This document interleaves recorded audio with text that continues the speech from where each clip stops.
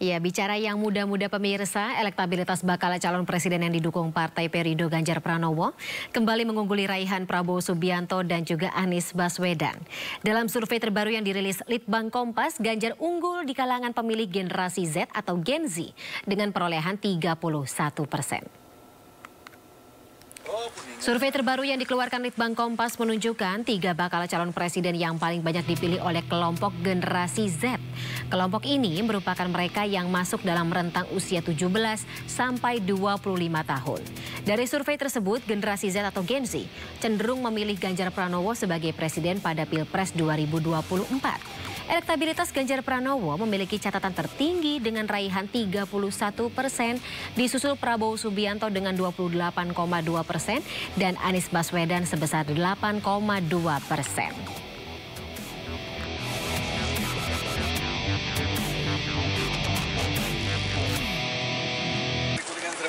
Oh, Kuningan. Ya.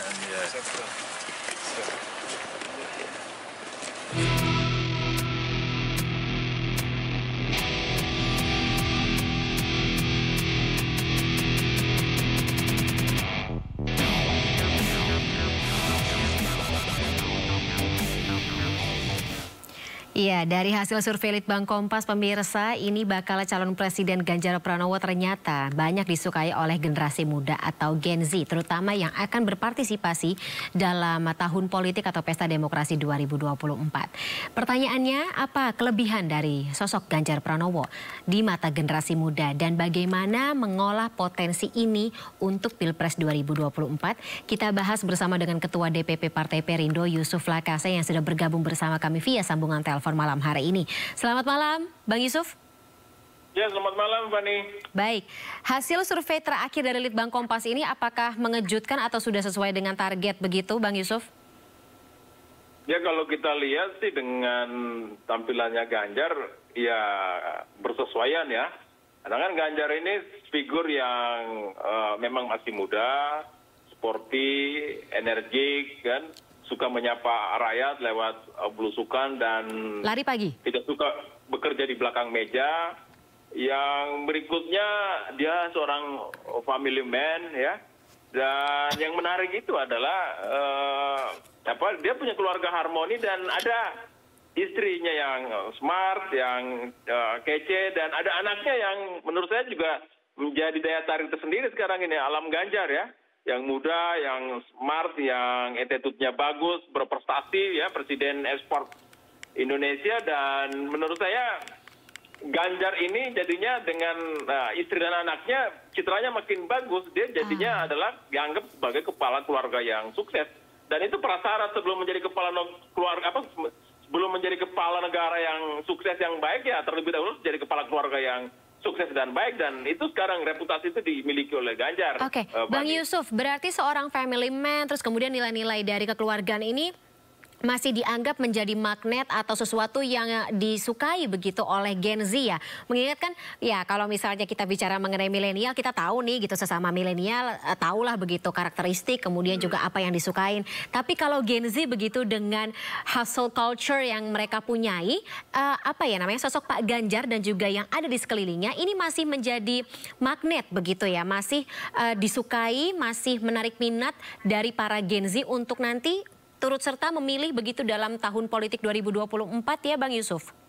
Ya Ganjar ini kan sangat menarik banget buat Gen Z karena satu looknya, penampilannya, fashionnya itu kekinian banget. Yang berikutnya adalah isi pikirannya, gagasannya itu sangat menguasai situasi persoalan-persoalan kekinian, soal industri kreatif, soal digitalisasi, soal artificial intelligence. Pasti betul Ganjar mempresentasikan itu bagaimana dia menempatkan negara, pemerintah untuk memfasilitasi kreativitas dan inovasi anak muda di tengah situasi digitalisasi yang sedang melanda perkembangan teknologi kita. Jadi saya kira itu adalah semua poin-poin yang menjadi idola anak muda terhadap sosok Ganjar. Baik, termasuk juga aktif di media sosial ya, Bang Yusuf? Oh ya, dan Ganjar media sosial betul-betul dimanfaatkan dia untuk berkomunikasi kepada publik, menyapa publik, dan menyerap apa yang diinginkan oleh publik. Jadi memang Ganjar ini tidak berjarak. Jadi tidak berjarak itu bukan hanya gimmick, bukan hanya pencitraan, tapi itu adalah praktek hidupnya, Fani. Oke, baik. Kalau dari kacamata Bang Yusuf sendiri, sebenarnya apa sih yang membedakan karakteristik calon pemilih dari Gen Z dengan generasi sebelumnya, begitu milenial, X, boomers, ke atas? Ya kalau yang apalagi yang Gen Z ini kan nggak suka yang formal ya, kemudian sangat friendly, kemudian memanfaatkan betul media sosial sebagai interaksi, komunikasi dan alat interaksi sosial mereka, dan saya kira Ganjar itu adaptatif dengan semua itu gitu loh. Oke, baik. Nah, untuk dari kendaraan politiknya sendiri begitu, mesin-mesin partai yang ada dalam kerjasama politik yang mengusung Pak Ganjar Pranowo begitu, kira-kira strategi seperti apa melihat bagaimana tren atau pergerakan dari dinamika elektoral yang dialami atau disajikan begitu dalam beberapa hasil lembaga survei. Pak Ganjar unggul di kalangan pemilih muda, apakah akan ada strategi khusus begitu yang dijalankan ke depannya? Saya kira sekarang ini kan anak muda, masyarakat pada umumnya mengalami tsunami atau limpahan informasi yang berlimpah-limpah, Fani. Jadi tinggal saja disediakan konten-konten yang memperlihatkan secara objektif track record Ganjar, prestasi-prestasi dia selama dia ada di pemerintahan, baik di DPR maupun 2 periode sebagai gubernur. Itu cukup karena masyarakat kita sudah pegang gadget setiap orang, jadi dia bisa men-tracking calon-calon presiden itu, termasuk Ganjar sendiri. Dia akan tracking tuh latar belakang Ganjar, prestasi dia, apa yang sudah dia lakukan selama punya pengalaman di pemerintahan. Itu akan menggiring orang untuk pada kesimpulan bahwa oh ini sosok pemimpin yang menjadi kebutuhan saya dan sesuai dengan harapan saya. Saya kira Ganjar memenuhi ekspektasi itu. Oke. Terkait dengan program kerja begitu, Bang Yusuf, kalau dari beberapa penelitian terakhir, terutama untuk Gen Z dan juga kalangan pemilih usia produktif begitu, mereka sangat concern dengan isu-isu dari sektor pendidikan, kemudian juga akses kesehatan, serta bagaimana bisa tetap konsisten begitu untuk mendapatkan pekerjaan di tengah keterbatasan lapangan kerja. Apakah ini juga menjadi pertimbangan begitu untuk program-program kerja yang akan, dan juga visi misi tentunya yang dikedepankan oleh Pak Ganjar Pranowo dan siapapun nanti yang akan mendampingi sebagai bakal cawapres? Ya kalau kita lihat presentasi Ganjar waktu tampil di UGM di Mata Najwa ya, kelihatan sekali bahwa penyiapan sumber daya manusia yang produktif itu menjadi prioritas. Karena bonus demografi ini jika tidak diselingi dengan kesiapan pendidikan bagi anak-anak muda kita, maka dia akan menjadi masalah demografi, bukan menjadi bonus lagi. Makanya kemudian penting sektor pendidikan menjadi sesuatu yang sangat penting. Negara harus berinvestasi di situ karena menurut saya untuk menyelesaikan soal kemiskinan, ketertinggalan lapangan pekerjaan secara permanen itu akan dituntaskan oleh pendidikan.